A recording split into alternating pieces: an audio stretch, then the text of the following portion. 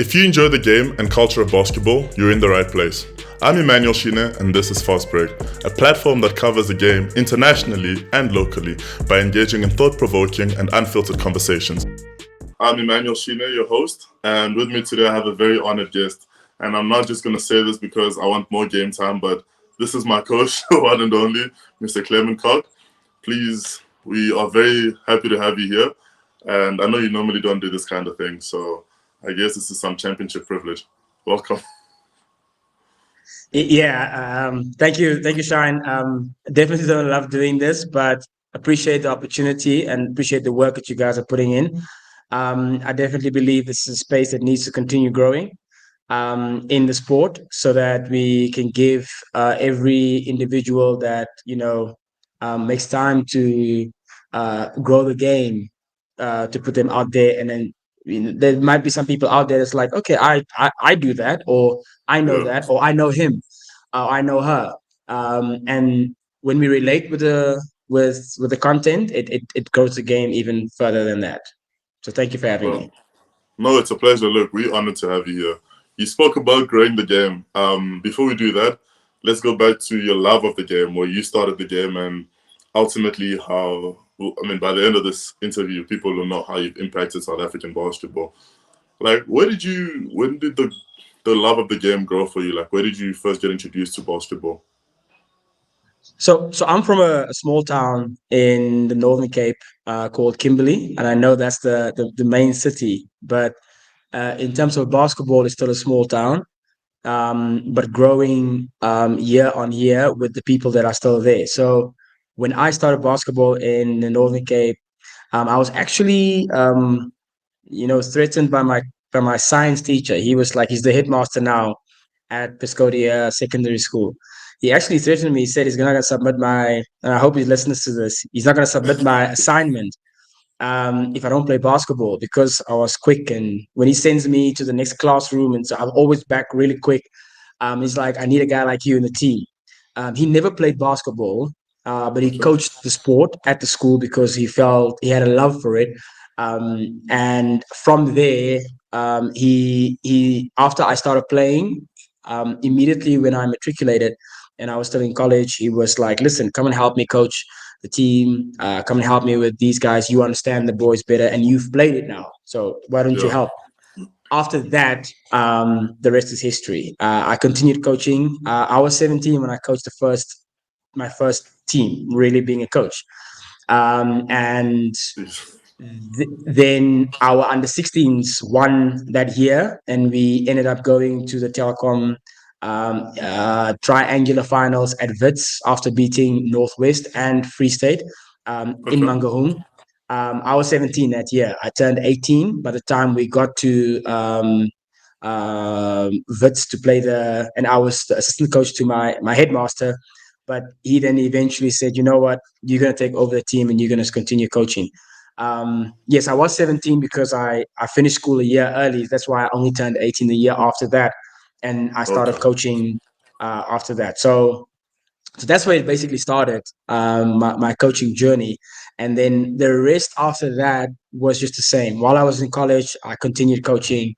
And I never stopped coaching, even though I started working. But that's where it started, basically. And then you obviously speak about coming from Kimberley. Everybody knows about Kimberley Diamond. So maybe you are the diamond Kimberley had to offer to Basketball South Africa. Well, a very unpolished diamond, eh? It's a diamond, rough diamond. Yeah. And I mean, obviously, you speak of your playing, like how you started coaching and stuff. Look, I've played against you. I put clamps on you every now and then when I can. You've got obviously a point guard. I mean, come on. We'll get the footage. You've got a point guard's handle and vision, a shooter's touch, and I've seen even in the low block, the footwork. What position do you really play? So when I started playing, because my coach didn't know basketball, right? Yeah. And so I think that was the advantage, because he made us all be positionless. He just made us play. He just said, hey, just play. With that, it depended on the day. Okay, what do we need? We need somebody in the post. You go play in the post because you in Okay. Northern Cape you don't have a lot of big guys. So on that particular day, you might be you might be the tallest guy, and then you have to play post. And then another day, because I can score, I just I'll be the ball handler, and and then another day, okay, they play zone on us, because that's one thing in South Africa that it's obviously a big thing. People love Yeah. going zone. Zone has a place and its time, but because of the overuse of zone, especially in our province as well, um, you ended up you needed to have a shot at some point. So anytime those three different areas came about, so I never coined myself or said I'm a point guard or I'm a shooting guard. I felt like, and I think that's where the love for being a positionless basketball started. So for me, it was whatever the need arises. So if I play with somebody and he guards me and he's my size, I'll post him up. If I play and they sag off me, I'll shoot on him. If I have somebody that plays too tight on me, and I'll use the handles and the vision at the Yeah. same time. So yeah. But the position I love the most is I love having the ball in my hand. So I must probably say point guard. That makes both of us. I also love having Yeah, the ball in my hand. I love having the ball in my hand because I know, like, I have all these ideas of, okay, what can I do now?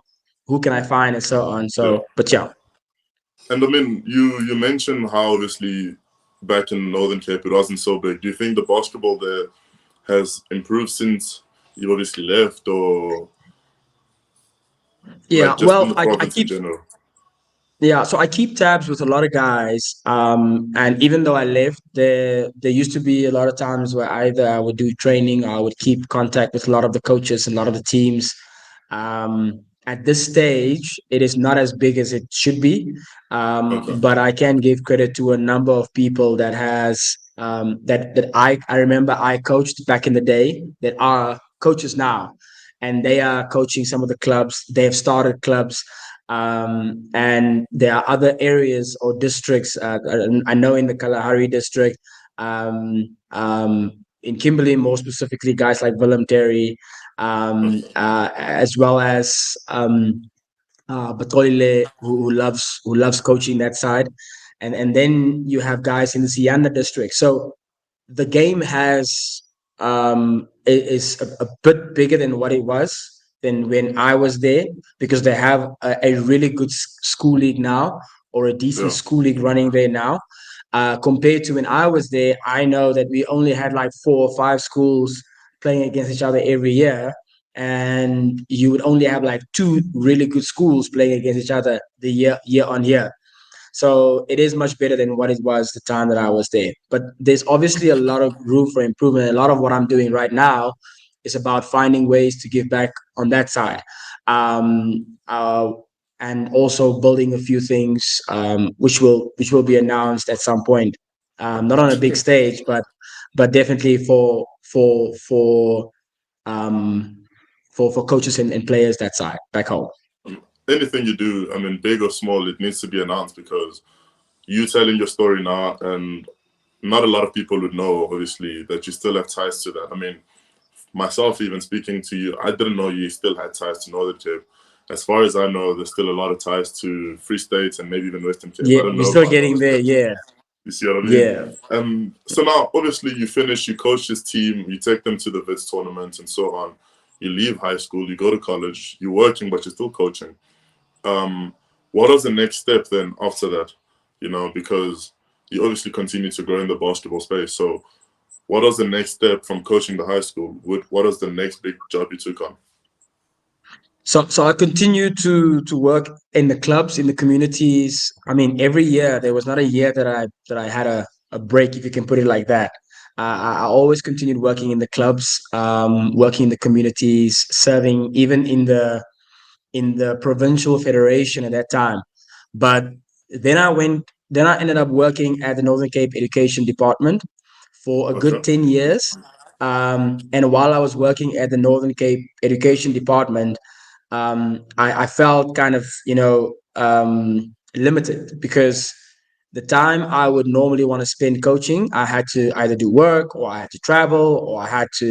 I can't go on tour because I have, reports that I do, and so on. And even though it was 10 years, even if it was 10, even though it was 10 years, it felt like an eternity for me to make a decision to say, you know what, I'm not going to continue this Yeah.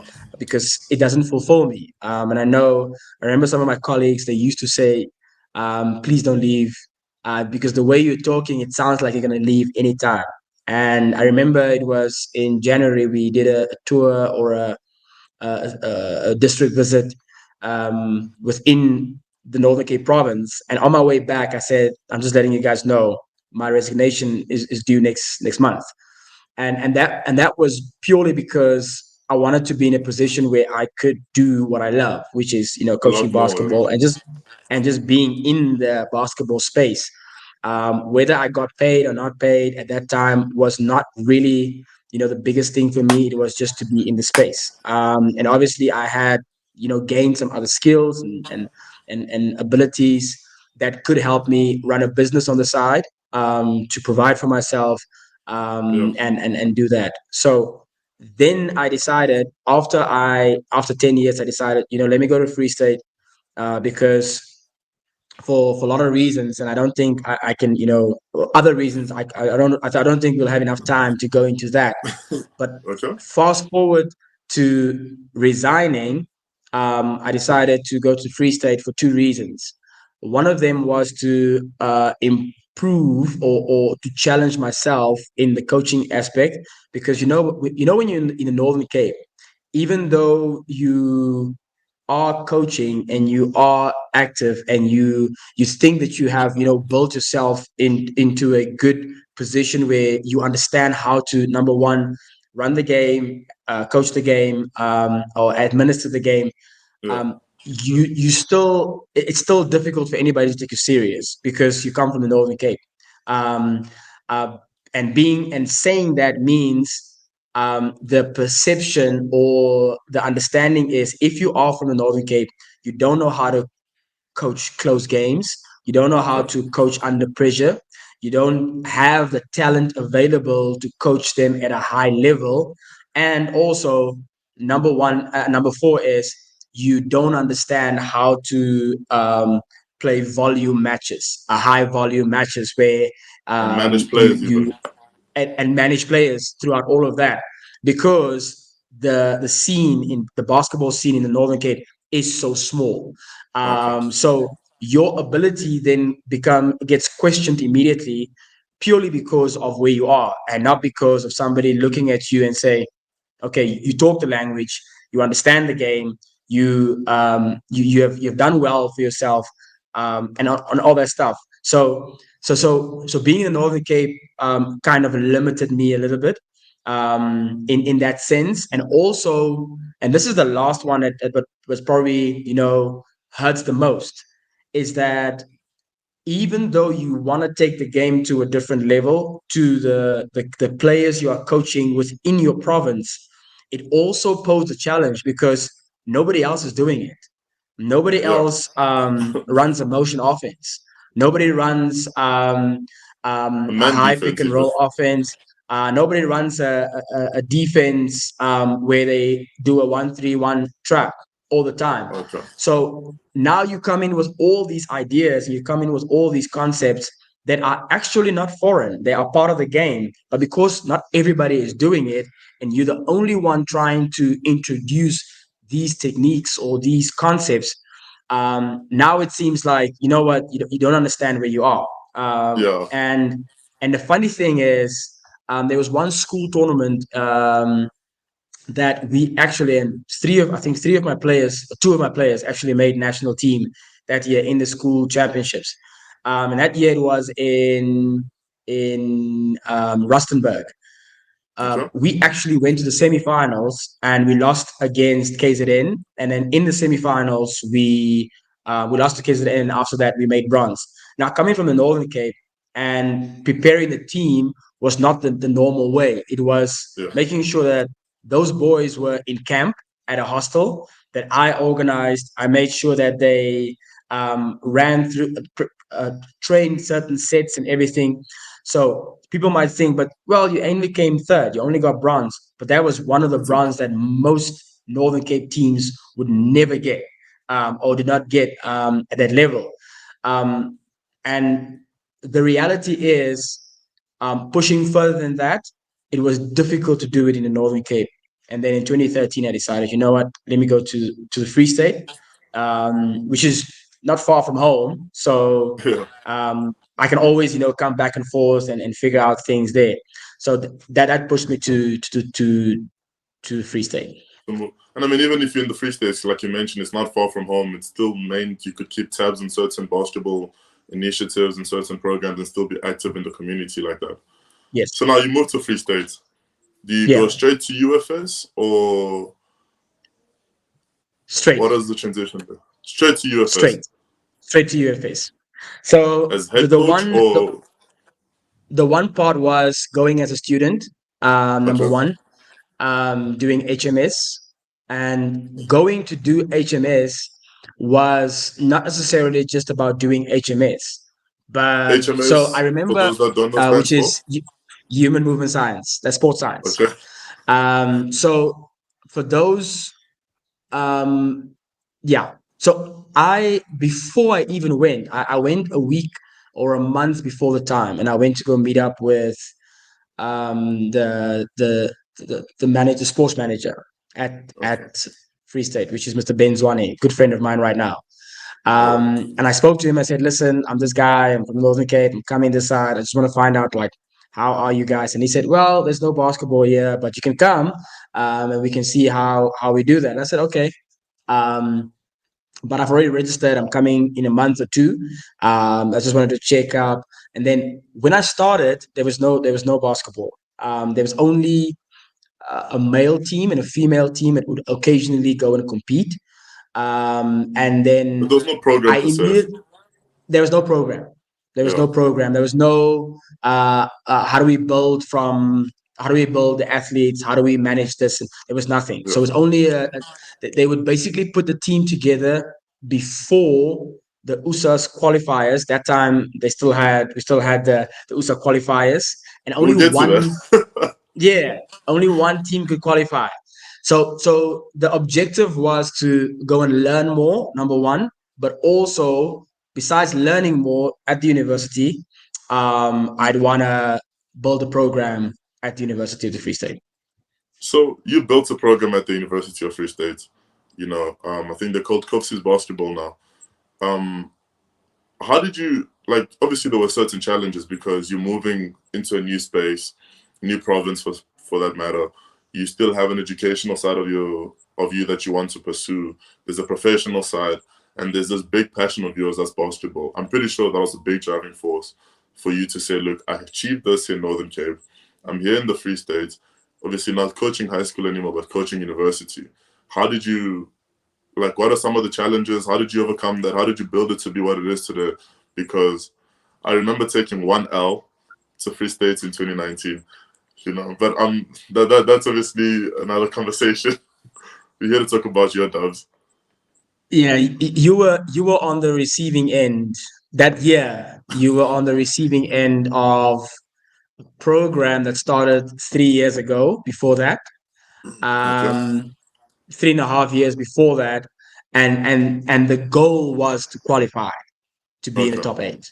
Um, so moving back to 2013. So 2013 realizes there's no basketball here. I actually just wanted to first, just figure it out and like just play casually, and then I realized, nah, playing is not gonna happen while yeah. I study and learning more and figuring out.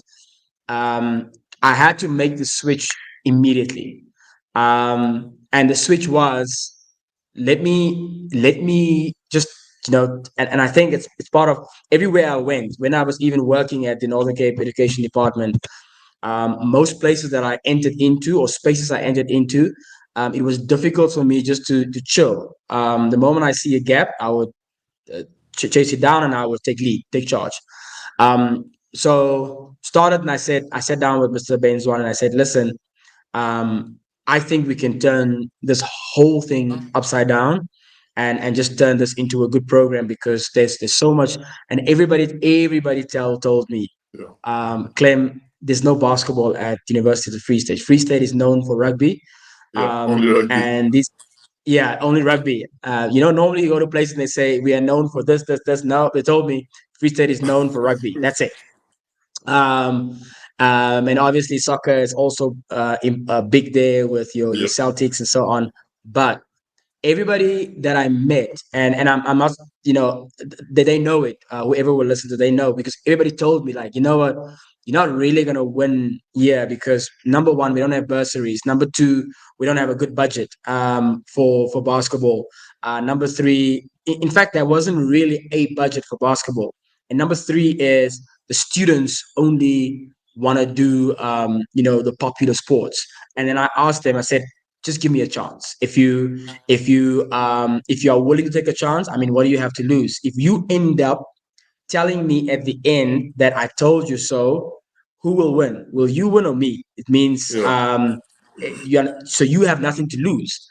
Um, and they said, okay, that's fine. Where do you want to start? And I started where I normally start every time. I said, let's put together a tournament, and the tournament will give you an indication of what we can do in 2014. We had a tournament the first in September, I think it was a 3v3 tournament. Um, we had about 7 teams that registered. It was, and then I started getting a feel of, okay, this is what they want, this is not what they want. And then immediately after that, the next year, we started a residence league. So at the end of a tournament, we send out a request to everybody to say who would like to play in a residence league the following year, and who would be part of a residence league. The first year, we probably had like 11 teams for male, female, 10 male, and 10. At the end of, to fast forward, 2015, 2014, 2015, we had about 30 teams Yes. that was playing in the residence In the league. residency.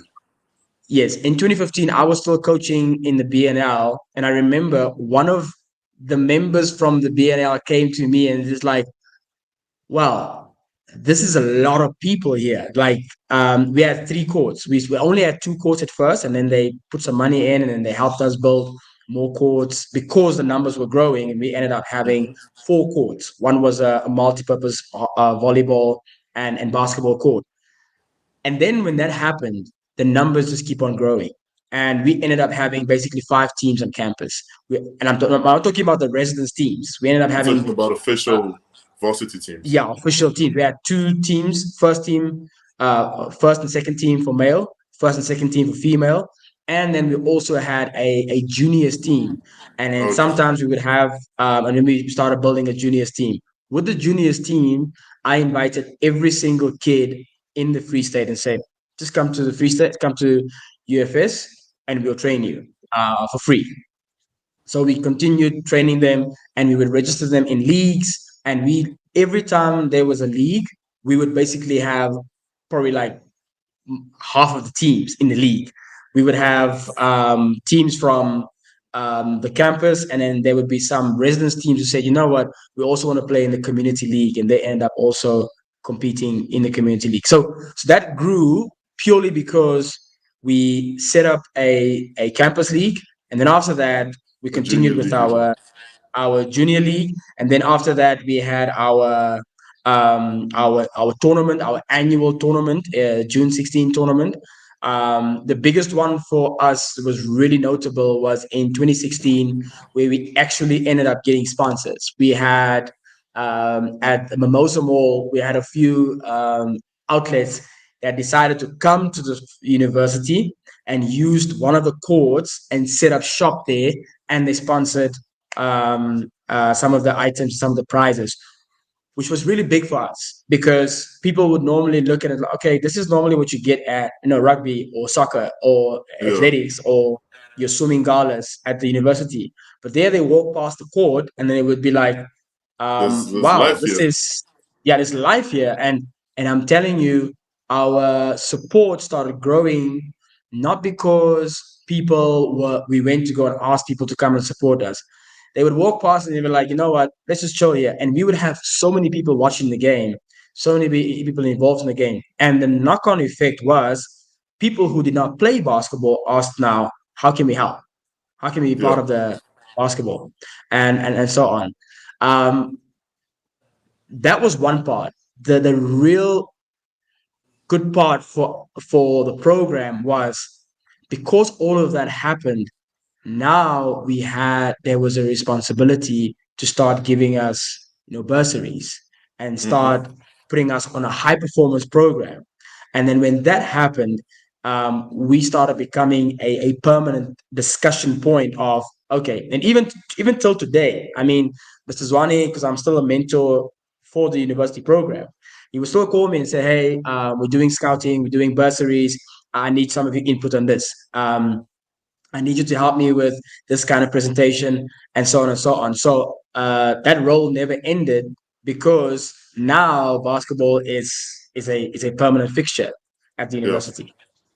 Well, look, your growth as in basketball especially went from being a coach at a high school level to going to a university, building an actual program, and then having it to be successful to a point where you're not necessarily depending on using the lights of UFS, Shimlas or whatever to get you there. Of course, Yeah. you actually made something there. So I think that's very commendable.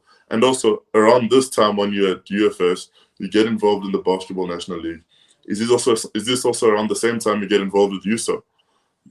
The uni- Yes. okay. Yeah. So And it was first the Basketball National League and then USA afterwards.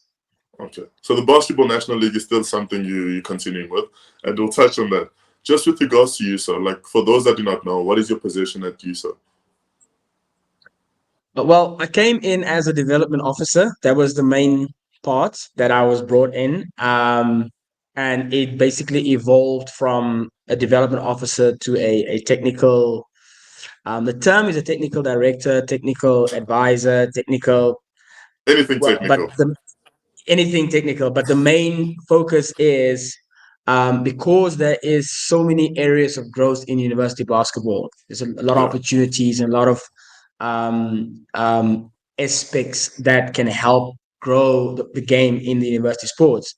Um, I think the chair lady, Miss Sibongile Mashwanganye, she always told me that, listen, anything technical that we need advice on, that we need help on, um, you provide assistance with that. So whether it comes to a tournament, whether it comes to drafting up some sponsorship document, whether it comes to assisting with administrative support for national camps, presenting here, presenting there.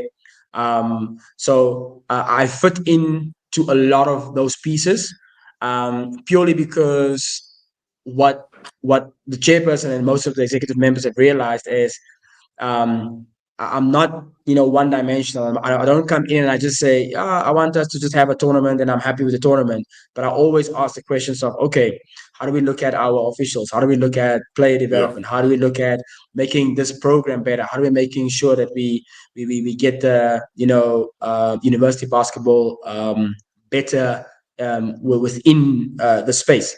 So that is where I ended up with. But I started with just being a development officer, and And now you do anything so technical. anything that has to do with technical assistance, yeah, yeah. Yeah. So that is that. But the key thing is about growing the game and growing in the different aspects with basketball. You mentioned obviously certain selections and certain preparations. How rigorous is the process to determining who should be the head coach of a certain Kuxa team? Because we're not short of talent in the coaching department, especially at university level. I think that's probably one of the places where we have the most stable coaches. We have coaches who obviously go on and always try to get new things going. There's a lot of activity in that space and a lot of exposure for that matter. How rigorous is that process in selecting a head coach for university, for the Kuxa team, for example? Yeah. So for the Cooksa team, it's so for any coaching position, the important thing is the coach needs to be in university. coaching in Okay. university. So we can't basically go outside at this stage. We can't go and say no, but you're a great coach. You won BNL, for example. Come and coach um, the Kusa team, or you are from. So the key driving thing, number one, is the coach needs to be affiliated to a university. One of the Okay. big reasons for that is because um, we are still working in a process where if a coach goes and represents the country in as a head coach, they still need support from a university. They still need to be to assisted with uh, various areas of whether it's a flight, whether it's um, uh, uh, vetting them. So we know that the coaches at the university level, they go through a process of appointment, number one, and then when they are done with that, that helps us with knowing that okay, this coach um, is fit to coach in the university space. Number two, this coach has also coached against other university players within the university space. And number three, this coach is aware of the some of the administrative, not necessarily demands, but the Requirements. processes yeah that is required within the university space versus bringing somebody in from outside, and that person would have to first understand how to go through that process before he even starts blowing his whistle. Now, it doesn't mean that that is the best process. It just means that that is the best process for the universities right now because we can account for a coach Yeah. whenever whether anything goes wrong, anything goes well, but also the players can also relate to the coach because the coach is coaching within the university space. I would say that makes sense because if there's any coach coaching anything that has to do with players coming from different institutions or different teams, different provinces, it has to be somebody who has at least seen them play, coached against them, coached them for that matter. And then obviously mentioning your technical abilities and the technical things you're in charge of. I remember in 2019, USA was hosted in UCT. That must have been probably a nightmare for you. So for those that do not know, this happened in July, and it rains in Cape Town in July. And for some other reason, there was a leak in the roof at UCT, and games had to be moved to be played at community colleges, various locations, you know. And I can just imagine you have 16 men's teams, 16 ladies teams, having to make the adjustment from having everything central and look in one central position to now moving it around. What is that nightmare like? Because look, logistic issues now, lunch times had to be adjusted, sleep time, everything.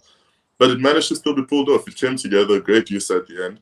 But how did you go around that? Because I mean, you're still getting to the next user, which must have been challenging. But just that one specifically. So I'm going to make it very simple in this one. So number one, you cannot get it right without the cooperation of everybody else, right? I Okay. know I was running point on it, but you can't get it right without the players cooperating, the coaches cooperating, the institutions helping, as well as the teams also being willing to be moved to various places to make the whole process work. So I think that's where it starts, and I credit our community because sometimes there's a stigma to basketball that the basketball community is not that cooperative and they don't want to Yeah. make things work. But I definitely think that was a testament of the community at that time really really trying to make it work. That's it. Yep. So I can't say anything without mentioning that first. Number two is the one thing for me was is always doesn't matter where I work is I deal with what I have. So if you tell me I don't have a court, I accept immediately, and then I look And you at try to where find a can code. I find another court.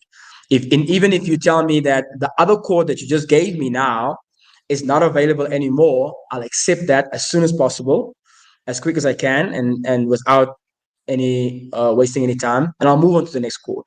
Um, and then while doing that, the key thing was the consultation between the executive as well as the coaches as well as the teams. Because if you know that what the challenge is, if you understand what the challenge is, and you constantly communicate that to the teams and they know, then it's easier for them to accept and to move on and to work with that. Whereas you don't do that, you don't communicate, and you don't. So I think the communication that we try to um, pull off during that time really helped us, because all the coaches said was, listen, we're here as long as you tell us where we have to go, and then we'll do that. So now Yeah. remember, I told you I'm willing to work with anything that I get, right? Okay. And remember, I tell you that coaches are willing to make it work and the teams are willing to make it work. There was one situation where, and this was the funniest one for me. We organized a venue. I'm not going to mention the name. And then everybody confirmed that this is the venue we're going to go, and we're going to continue the games at that venue. And then something, and this is what comes also with the game. Like, there's certain things and some people call it intuition, some people call it your gut feeling. Yeah. And so I was sitting there, and I was about to send everybody that direction, and then something just tells me that just call one of the guys at the venue. And then I called the guys at the venue, and then I was told, you know what, the team had got there first. I said, and then I was told that, listen, the rim is no longer like this. This has happened to the rim, or I don't know if it just fell or something. And then I said, send me a picture quickly. Send me a picture. I looked at the picture. I said, we can't play there, even though I Okay. know we don't have. But I said, we can't play there. I'll make another plan. And while that happened, I ran out and I stopped the bus. And then I just told the coaches and the players to go into the bus, and I even told them where they're going. And then I had to come back, and I ran into the same bus, and I said, "Listen, switch off the engine. Give me 30 minutes. I'll find another court for you guys." And that was the the the order of the day, but that only worked because we just had Those the engagements. executive. Yeah, there was a lot of engagement, and we kept it alive throughout the whole conversation. So nobody stopped engaging, nobody stopped giving up on the process, and nobody stopped wondering. I remember there was one game that actually started around 11 and finished around 2 a.m. in the morning. Yeah. And then the same, and somebody asked me, so what's going to happen? They have a game around, I think, 9 or In the 10 morning. in the morning. And they asked what's going to happen, and I said, if you don't want to play, it's fine. I will understand. But if you are up for it, please make it work for us. And they did. They went back to the residences, and then they played the next game around probably like 4 hours later or 6 hours later. And that was purely because we wanted to make it happen. That was it. I remember being on a bus, leaving to go to a certain high school, Yeah. and the bus got stopped for 30 minutes. I'm not going to say which school we are going to, but I mean, I just know the man who stopped the bus to not make us go to that school. And I'm looking at the man here. And then obviously 2019 happens. There's no 2020 comes, COVID, everybody shut down. And then 2021, you move it again to the coast in the Eastern Cape, in Clemen. Now, you're having to fight, obviously, COVID protocols and so on. And I don't know how true this is, but then there's a disclaimer that if you violate the protocol, you have to be Get kicked removed out. immediately. Did you have to remove anybody? So no. So that was one part of the rule. The other part was we would isolate you, so you don't get to play again. We get a you get isolated immediately if you violate the rule. So if you violate the processes, you get kicked out immediately. So we didn't find anybody contravening that. I'm not, and it Okay. might be, that somebody might have done something or so, but we found that some people were walking the line. They were walking just Okay. in between. So you say you're not supposed to leave the hotel, right? Number one. But then you Okay. find somebody would be outside the hotel, in the yard of the hotel, So you didn't and technically leave. he didn't leave the hotel, still in the yard of the hotel, but they're outside the door, and they're talking to their teammates. They were just with their teammates. They were not with, if they were with other teams, we would have kicked them out. And then they were Okay. standing there. And then we were like, you know what, you guys are not supposed to be outside. And then they're like, but we didn't leave the premises. And then So we're they like, beat the no. technical master on technicalities. So then we had to like, okay, it's fine. Obviously we're not going to kick you guys out, but we're going to have to put you under isolation for the next 24 hours. A nurse needs to come to you guys at the cost of the university. You're going to miss tomorrow's matches. And with you guys missing the matches, it means if you only have 4 players, your team will forfeit. And that's on your team. So you have to explain to your coach. So the really good thing for us was, again, the teams cooperated because they wanted to play. Yeah. The universities cooperated because they wanted to represent the university. Sure. And that was a true testament of, just when you find a situation where people just want to make it work. But again, the key thing was we had to make sure we communicate it effectively.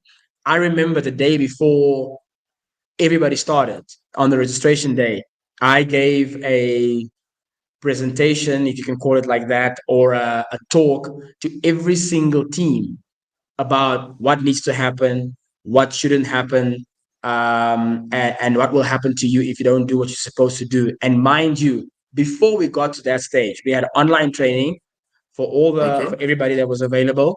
We had online training for all the officials. We had online training for all the managers, and we sent through all the documents and the regulations. But on top of that, we said, I said, I still need to get the message across Yeah. in front of everybody, and that's the and that's one thing that when you do that, people start paying attention, and they started realizing, you know what, these guys are actually serious about what they want to do.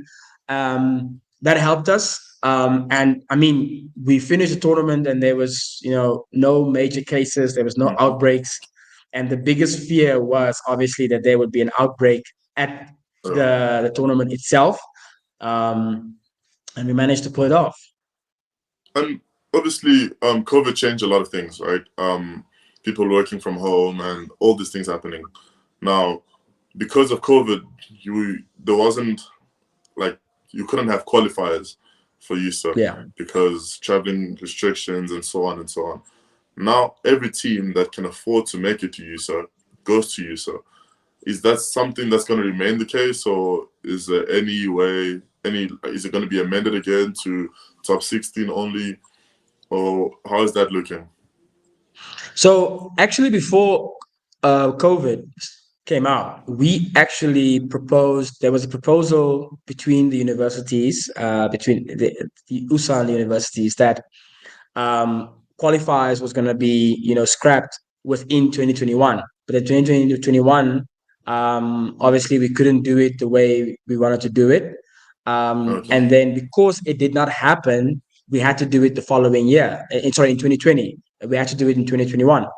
So in 2021, we then decided, because we can't have qualifiers, this is basically us preparing ourselves to move into a position where we open it up for all institutions. And it started there, but we only confirmed it after the 2021 competition. And then in Okay. 2022, it got opened up to all institutions. And then everybody agreed that there's no, and I mean, one of the reasons for that is, and I know, I remember one of the main reasons was because we want to expose all the universities, or give an opportunity for all the universities to be exposed to the rest of the country. So now you have universities that would never it would not, I was gonna say never, but it's really tough for them to make it to the They would normally nationals. not make it. They would normally not make it. But now you have an opportunity to see all these universities, but more especially the moment a university, for example, the chancellor, the director, the sports Yeah. manager, now that they realize, oh, we went to the university, we went to the national champs, we went and competed. Okay, we lost by 40, we lost by 50, but maybe we should do something about it. The moment that Yeah. happens, that grows the game on a different level. And I'm saying this because what happened with us at when tracking back to University of the Free State. When I was at the University of the Free State, we didn't get funding because we never qualified. And then they said, but you have to. And then we said, how do we get funding? And they said, you Yeah. have to, you have to get. You're gonna get funding if you qualify. But you And needed then funding in order to qualify. yes, and then the thing in the middle was for us was proper administration and training. So we did that, and then we qualified. Um, when we eventually qualified, then it was okay, we need to get our players to high performance. Then it was, well, you can only get to high performance if you are top eight. Your players can And only that's, qualify for high performance if you get top eight. But for you to get top eight, you need to, training and admin is not just enough. Now you need to recruit. But how do you yeah, recruit and how do you get bursaries is when you get into the top eight. But you can't get in the top eight if you don't recruit. But if you can't recruit, if you don't get in the you top can't eight, get into top eight. you understand. So that was the cycle that you always, and then but the constant for us was good administration and keep on training and have a program, Okay. expose and then build. So tracking back to opening it up for all the universities. So now you have all the universities playing. The one knock-on effect that you will get is number one is you have bigger numbers, and number two, the universities that are exposed now to the game, now they have to make a decision because you are there now, you're in the pot. So Yeah. are you gonna get cooked in the pot, or are you gonna find a way, to make it work for yourself? Yeah. The and that was one of the reasons why we still yet to see how this plays out for us. But the one big thing for us, and we got a sponsor, not a big sponsor, we got a mini sponsor last year, to an amount I can't unfortunately disclose here because I'm not That's fair, talking but it's a on sponsor behalf of, nevertheless already. yeah, I'm not talking on behalf of USA. I'm talking on behalf of Clem that is working at Yeah. USA. But we got a sponsor, actually two sponsors. We got it actually the year before, a non-monetary at Kabeja, where they covered all our games, all the courts, and they put it Okay. on live stream. That was paid for by them, and we didn't pay anything. And then last year, we actually got a sponsor attached to it. Why? Because the numbers started showing for the Yeah. engagement and the involvement for basketball. So now we got a monetary. We ended up getting some support. Yeah. Yeah. No, that's good. So now you've obviously coached or managed at high school level, at university level, at national level now, and then you leave Free State. You settle Yeah. down in Gauteng, City of Gold. First of all, I'm quite upset it's not Pretoria, but you settled in Johannesburg. What made you leave Free State eventually to settle in Johannesburg? Because now you moved to Johannesburg and you're not coaching a university team, and obviously you're not coaching a basketball national league team at this stage yet. So what you're letting go of very key positions in basketball, which is something you love, to move to Gauteng, and like what are some of the driving forces behind that? Two very important things. Um, Number one was the program at University of Free State was at a point where there were people in charge that I could leave and could continue running the whole process in the system. Um, a, one of a really good friend of mine, one of the conditioning coaches, he did a presentation about 2 3 weeks ago here at St. John's. And he actually shared his journey, part of that process of how we improved our administration level, improved the approach of sports science for the athletes when we started in 2013. And the one thing he ended the presentation with is it's still running. Yeah. It's still there. The people are still doing it. There's still a program. They're still getting bursaries, and they are still running the campus leagues. One thing I left out was we used to have 1,000 first years in our first year camp. Talking about people who don't have basketball, never played basketball. Yeah. I used to have a first year camp of about 1,000 students every year That's a lot. that would come. It's a lot. It's a lot of new people, a lot of new basketball, and that would and that is still running. We used to have a gateway league where those people would play in a tournament at the beginning of the year. So all those things are still running, and they were running at the time when I before I left. It was running really well. That's the one determining factor because I'm not saying that I was done, but I was happy that at where it was that it will be able to continue. And after my conversation with the manager there, and I explained to him why I'm going to Johannesburg, he said, "Clem, we were losing, but we know we're losing you now, but what we have gained will help us Yeah. going forward." Um, and then the second reason for me was um, I need to. So let me go back.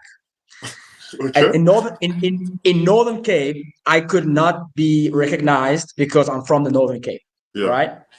Even though I know what I can do, but it's difficult to recognize somebody there because Yeah. it's Northern Cape, right?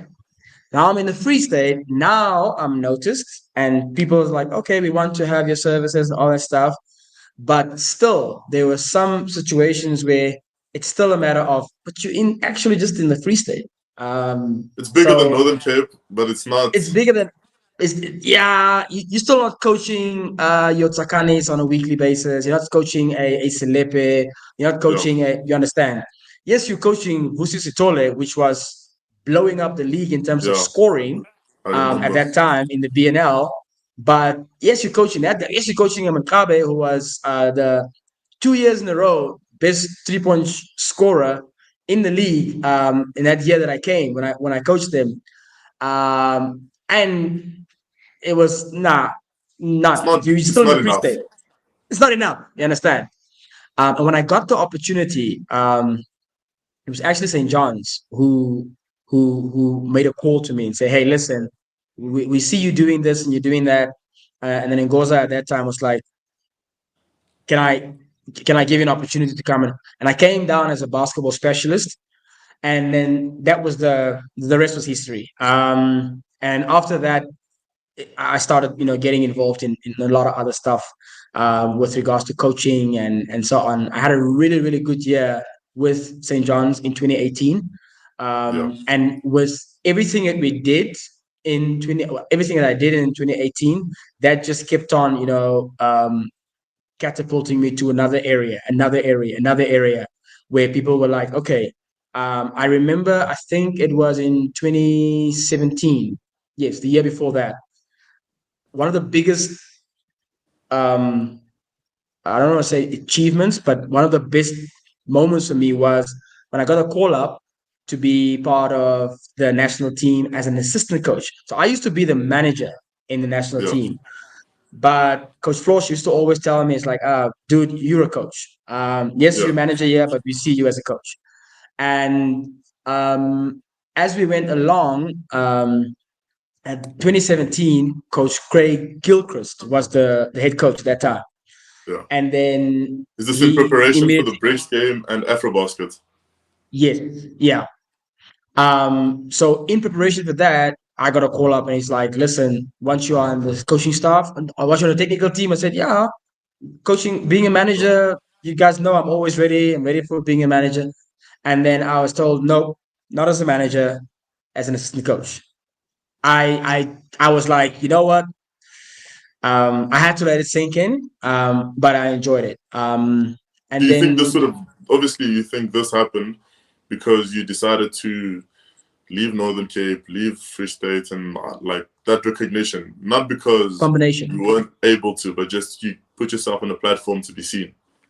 yeah, I think it's a combination of because I doubt if I was in Northern Cape. Maybe I'm wrong, but I doubt if I was in Northern Cape that I could be able to perform at a level that I would be seen and be told, you know what, come. I think you can, because when I was from 2013 to 15, I had the opportunity to coach your Vusi Sitoles, your Yeah. Macabes, your Princes, guys who played in the national team. right? Yeah. Some of the guys who played in the national team.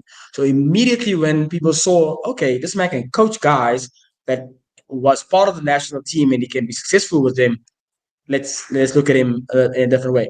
So I think that definitely made a was part of the reason why that eventually happened. Okay, so then we fast forward from that. You basically make full circle. So you got to St. John's, you went to St. David's, now you're back at St. John's as director of basketball, MIC of basketball. Now, everybody knows the school St. John's is, one of the best schools in the on the continent, even in the world for that matter. Yeah. But they've also got this rich history of basketball, and with that comes this really big history of the St. John's tournament. Look, I've played in the tournament from as early back as 2010. I've coached in the tournament. I've won the tournament. I've lost in the tournament as a coach and a player. But to come back again this year, in your first year, to see after COVID, after all the changes in management or whatever you may call it, for St. John's to be able to host a tournament like this one, where you have schools coming from four corners of the country, from neighboring countries for that matter, and to pull it off the way you did, because now you've also got the danger of like not just the rain, lightning even, which is something that wasn't there 10 years ago. How do you manage? How did you pull that together? Because it was very successful. I was there to watch, I commentated, and the whole thing was very successful.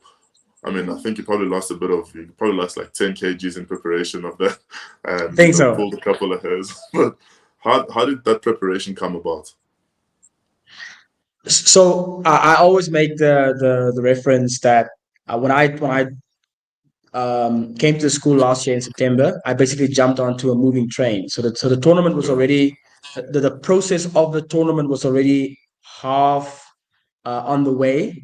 So you jump on a train, and then as you jump on it, obviously the speed, you have to adjust your speed, you have to adjust your Mhm. approach, you have to adjust your and so on. So for me, I had to carefully look at what can I do to make sure I don't mess up what is already being established. Like you say, they have a really rich history. It was the 18th edition of the tournament itself. It's our Yeah. 125th year celebration. So you had to walk through some really fine, tight corners, um, and make sure that you don't mess it up. That's number one. Um, Number two was there's an aspect that needed to be addressed, which is what I introduced, which is I made sure that we made all our games stop start, or I introduced the stop start for the first Okay. time, which is for the basketball person, right?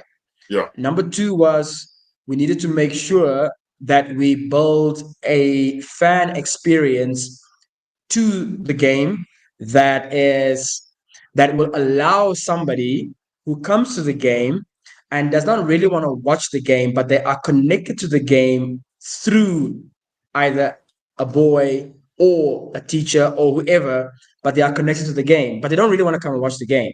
But I come as a parent because I have to drop my child, I have to wait for my child, and I have to go pick him up again and leave. So making sure that we can provide a fan experience or a supporters experience adjacent to the game, where and I remember this very vividly. There was one parent sitting not at the courts, down at the field where there was a lot of stuff happening, a lot of entertainment and vendors and so on. Yeah. And I asked the dad, I was like, you came to drop your son. He's like, yeah, I dropped my son. It's like, aren't you gonna watch him? When is he playing? He's like, no, I am watching him, but I haven't been up there because he had his tag on. And I was like, but you don't want to watch the game? He's like, no, I just came for him. I'm doing my work. And then he's like, no, but I'm not missing the game. I'm like, Okay. okay. And then he pulled out he turned his iPad to me to the side, and he said, no, I have the game here on the side. So he could do his work, sit next to the game without going to the court, but also making sure that he supports his child by watching the game live, And the child online. also knowing that the parent is around. That is around.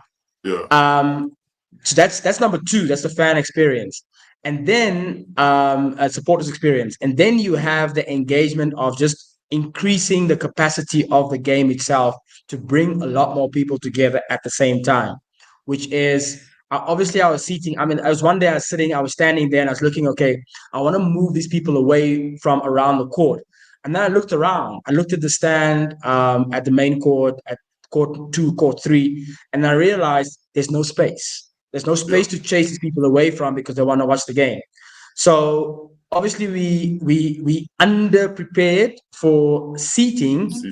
Even though we increased our seating capacity from the previous year, we still did not have enough. Now, the important thing was to cover those three things, which is improve the quality of the game, improve the aspects of the quality of the game on the court to make sure it's stop start. Coaches loved it, players loved it. Commentators loved it. Commentators loved it. Stop start, 24-second shot clock. Then we made sure there's a fan experience tied to it. And then number 3, create an opportunity for partners to join into the game. Okay. Now, some people like saying, but there's no sponsors for basketball. There's no that. Yes, it is difficult to get sponsors. But the problem is sometimes the moment we get sponsors or partners, then we are so restrictive because we want to have this and we want to get that. Whereas we had 5 really good partners: an apparel partner, food partner, a lifestyle partner, MTN, which is a mobile partner, as well as partners that can help us with hospitality and so on. So we brought in those different partners, and some of them only joined in like 2 weeks before the time. Some of them joined in like a month or 2 months before the time. And the key thing for me was, and whoever wanted to come on board, the key thing for me was, as long as we make sure we don't disturb the game, we don't interfere with everything that the school or interfere with the ethos of the school, and we make sure that we can provide a good experience for the fans and the players, then I'm happy. So we brought those things together and we kept it very simple. And I'm going to be honest with you, I did not think that it would go the way it went, but I knew that that is the direction that we need to go into. There's one key factor that you keep bringing up, and it's got to be humility, because you always downplay some of the things you do, and I know that I'm always on your case for that. So now there's that happening, and there's another aspect of your life, and I don't think a lot of people know this, but you are like a stats guru. I don't even know if that's what I should say. You are a stats guru. I've had a bit of an issue with the stats once or twice where they took away 2 or 3 of my assists, but you know, the points inflated. The points inflated. So in that aspect, what about stats keeps driving you? And also for people who want to get involved into stats, for example, what are some of the channels they can take? Who can they contact and so on? So I think in the basketball community, there's an underappreciation for data. And I might be wrong. If I'm wrong, I'm willing to be corrected on that. But my perception is that there's an underappreciation for data. And the reason why I came into it is because when you have data, then you can do so much with it beyond the day when the game has finished. So if you take stats, you can produce so much more information after a match. Even if the match has been done for 30 years, you can still use that stats and it will still be credible, and you can still create content out of that stats. Now, in real life, there's an aspect of stats that we don't understand how it can help improve the game. So the moment I started realizing that space is not touched on, people don't really want to get there.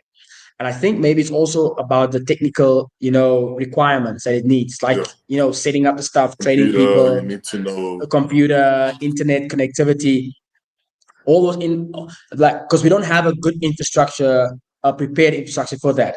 And also we don't really want to, invest in it. So my interest in it is because if you improve on statistical data and the usage of it, obviously you will improve the game.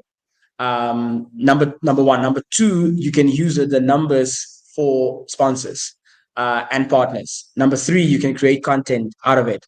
Number four, you can help the generation that will not be able to witness it now to use it later as a point of reference. One of the key things now, for example, with the stats that I'm running in the BNL is for the past 5 years, is that we can actually at some point use that information as statistical data or statistical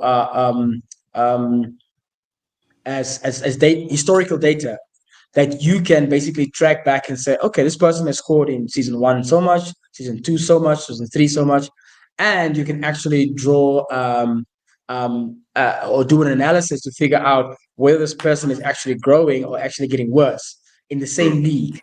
But the key thing for me is historical data.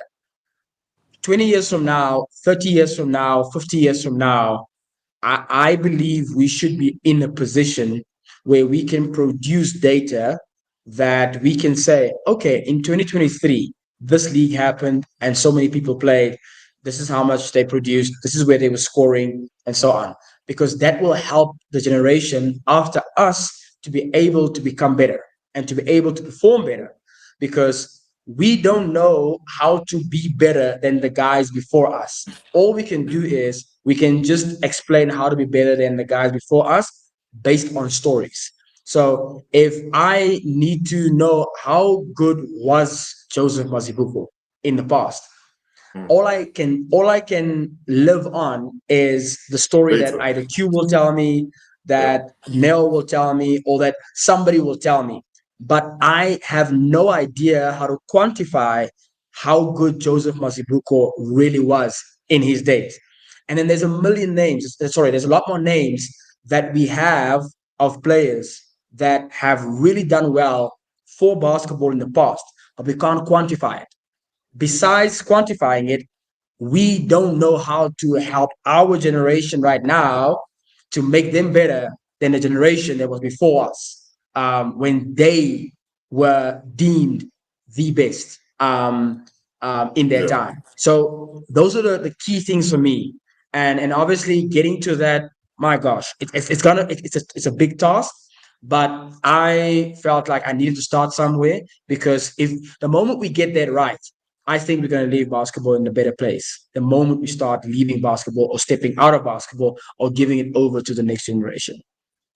So then, if I would like to get involved in stats, are you the man I should come to? So you can. There's a lot of people, but there's a lot of other people as well, but you don't know them, right? That you can connect it to, but you can start with me, and yeah. But I'm doing it now at school. I'm teaching all the kids here to run stats. They do it every Tuesday at clubs, and that's going to be the trend for as long as I'm here. They're going to be doing stats, and we're going to produce statisticians, basketball statisticians, whether they play or not doesn't matter. But we're going to produce basketball statisticians throughout St. John's College, and we'll do that probably. We'll start introducing that for other schools as well. So I can tell you one thing: you're going to have a lot of emails in your inboxes. But then the biggest thing happens last year, at least what I think is the biggest thing. Never mind the fact that so good things happened for you around the fourth quarter of last year. Your appointment at St. John's and the basketball nationally coming back meant your stats business, if I can call it that, continues to grow as well. But then you become head coach of a said club, Tshwane Suns. And it's first of all no easy task because when you look at basketball clubs within South Africa, there's always going to be lots of politics and so on. And anything to do with Suns means you're going to have a lot of criticism. You're going to have a lot of weight on your shoulders, because there's always an expectation to win. And I mean, the last time Tshwane Suns won was 2017. You take over in 2022 with only one goal in mind. Well, at least for your players. One goal is to win. Having lost in the semi-finals 2 years before, in the finals a year before, we could only get better. When I say we, it's because I was part of the team. We could only get better. And did you ever feel this pressure coming and taking on a team like this with this much history a management that's very demanding, players that always want the best, but also players who vouch for you before anything? I'm gonna start first with giving credit to Titch, Yeah.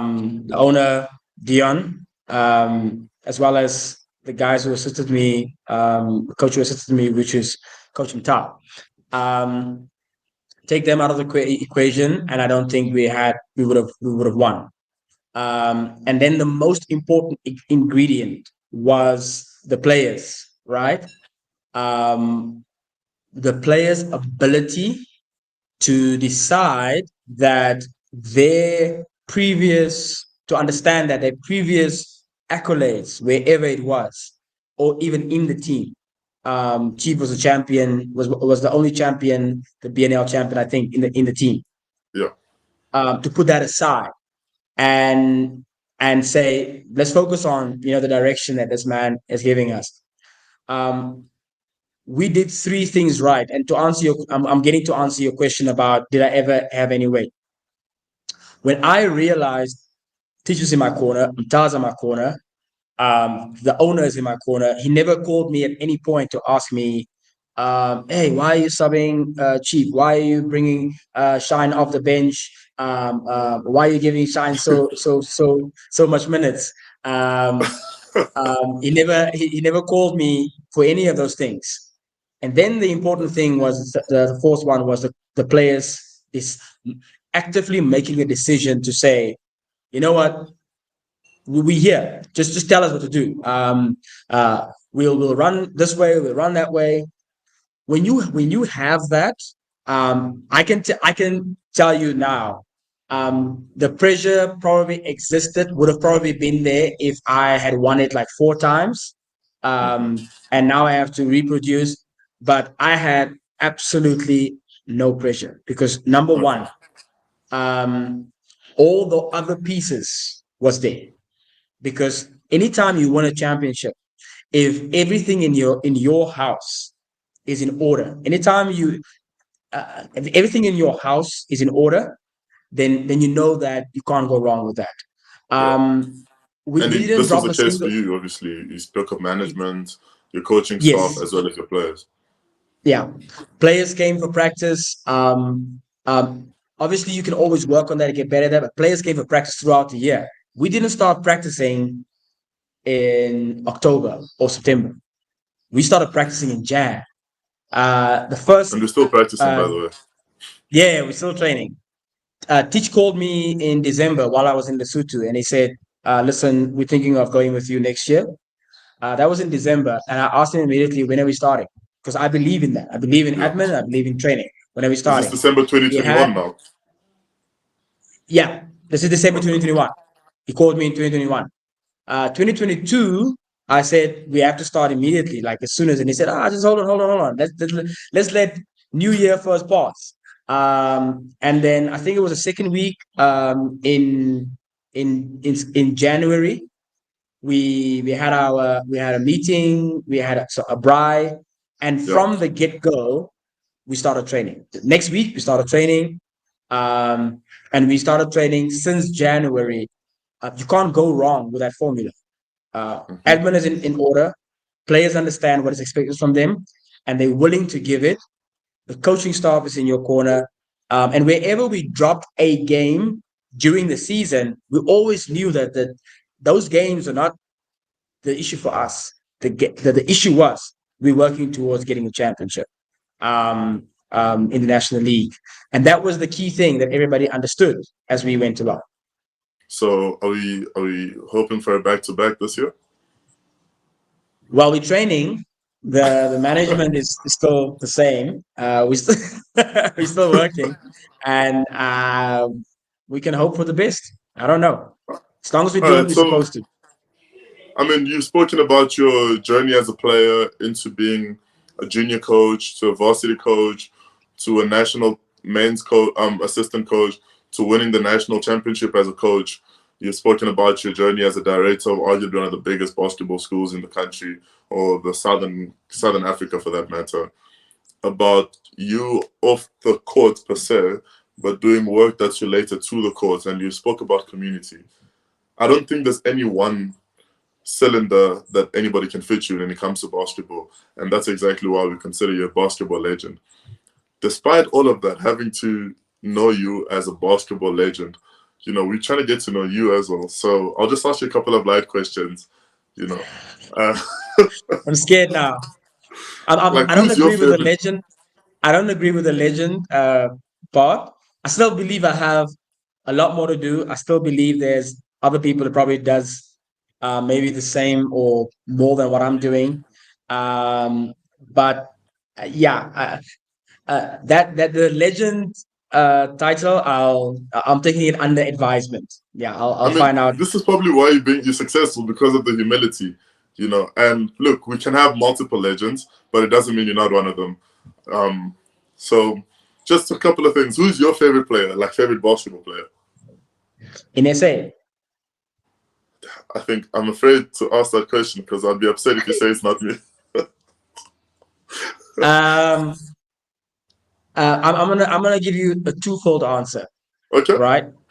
Um, one of the best, one of my favorite players actually, and I don't think you're actually expecting this one, but Chief is one of my favorite players, and I Oh, know that's coaching I him. expected that. You expected it. Chief, 100%. I expected that. Okay, he's one of my Chief is one of the players in our country that I don't think we will find another player coming around anytime soon.